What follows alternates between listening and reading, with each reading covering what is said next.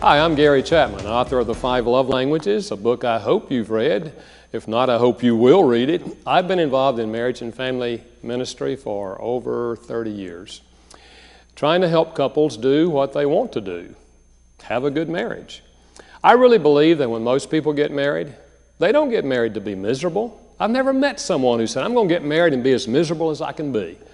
When people get married, they want to be happy. They want to have a supporting, loving, caring relationship. And that's what Marriage Encounter is all about. It's taking couples where they are and helping them move toward that objective, to have that kind of relationship. I don't know about you, but I had some struggles in the early years of my marriage. I remember before I got married, I could hardly wait to be as happy as I was going to be. 6 months after marriage, I was more miserable than I had been my whole life. And so I have a lot of empathy for people who struggle in their marriage. I think everybody struggles to some degree. But I also know what it is to have a close, intimate, warm, supportive marriage. And a Marriage Encounter helps couples do that. It's going to be a time in which you will have an opportunity to get to know each other better.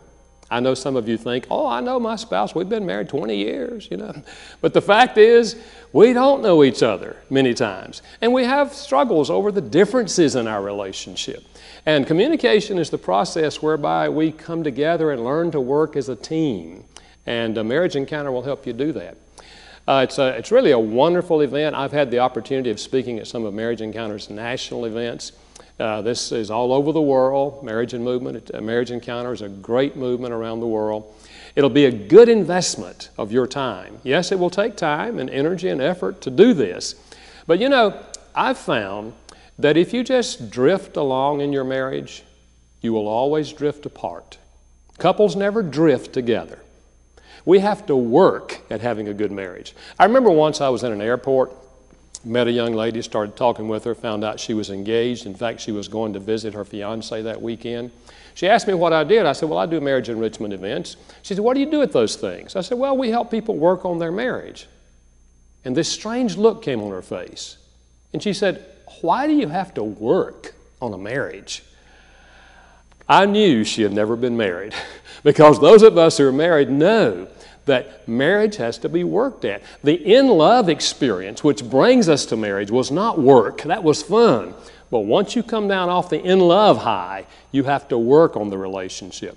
And Marriage Encounter is designed to provide a place for you, a safe place where you can work on your marriage together. It's not a place where you're going to share all your things, your ideas with a small group.